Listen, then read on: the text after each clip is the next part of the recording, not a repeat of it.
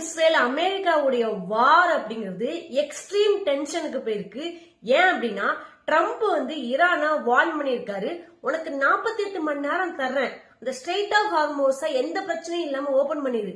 அதை தாண்டி நீ ஓபன் பண்ணாம ஏதாவது பிரச்சனை பண்ண அப்படின்னா உன்னுடைய பவர் பிளான்ட்டையும் ஆயில் ரிஃபைனரியும் பவர் கிரிட்ஸையும் அடிச்சு துவம்சம் பண்ணிடுவேன் அப்படின்ற மாதிரி ட்ரம்ப் அவருடைய சோசியல் மீடியால ஓப்பனாவே போட்டிருக்காரு. இந்த 48 மணி நேரத்துல ஓபன் பண்ணாத பட்சத்துல இந்த பவர் கிரிட் அப்படிங்கிற ஒரு விஷயத்துல அமெரிக்கா அட்டாக் பண்ணாங்க அப்படின்னா ஈரானுக்கு டோட்டலா பவர் கட் ஆயிரும். அதை தாண்டி ஆயில் ரிஃபைனரியை இவங்க அடிச்சு துவம்சம் பண்ணாங்கன்னா அந்த ஆயில் ஃபுல்லா அங்க இருக்கிற கடல்ல போய் சேரும். டோட்டல் எக்கோசிஸ்டமே அங்க கொலாப்ஸ் ஆயிடும். வாழ தகுதியற்ற நிலைமை அங்க வந்துடும். ட்ரம்ப் அதுல இன்னொன்னு ஆட் பண்ணிருக்காரு. என்னன்னா உங்களுடைய பெரிய பவர் பிளான்ட்ல இருந்து நாங்க சின்னது வரைக்கும் அட்டாக் பண்ணுவோம் அப்படிங்கிற மாதிரி சொல்லியிருக்காங்க.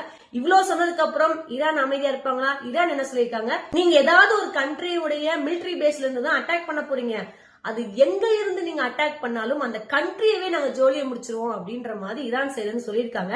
இது சொல்லி கொஞ்ச நேரத்திலேயே அமெரிக்கா சைடுல இருந்து F-15 அப்படிங்கிற ஒரு ஜெட்டை ஈரானுடைய ஸ்ட்ரெயிட் ஆஃப் ஹார்மோஸ்க்கு அனுப்பியிருக்காங்க. அதை ஈரான் அடிச்சு துவம்சம் பண்ணிட்டாங்க. திரும்பியும் சொல்றேன் மக்களே, இந்த வார் அப்படிங்கிறது ரொம்ப எக்ஸ்ட்ரீம் கண்டிஷனுக்கு போயிட்டு இருக்கு.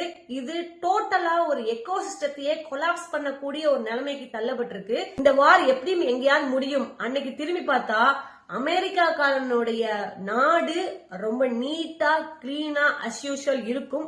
மிடில் ஈஸ்ட்ல இருக்கிற கல்ஃப் கண்ட்ரீஸோடைய நிலைமையும் அதை சுத்தி இருக்கிற கண்ட்ரீஸும் தான் அதிகமா பாதிக்கப்பட்டிருக்கும். சீனாவை இன்டைரக்டா அட்டாக் பண்ண போறேன், க்ரூட் ஆயில் எனக்கு வேணும் அப்படிங்கிற ஆசையில ஆரம்பிச்ச வார் இன்னைக்கு வேர்ல்டு வார்ல இருந்து நியூக்ளியர் வாரா போய் இன்னைக்கு இப்போ ஒரு டோட்டல் எக்கோசிஸ்டமே கொலாப்ஸ் ஆகக்கூடிய ஒரு சிச்சுவேஷனுக்கு தள்ளப்பட்டிருக்கு. இதை பத்தி நீங்க என்ன நினைக்கிறீங்க அப்படிங்கறத கீழே கமெண்ட் செக்ஷன்ல போடுங்க.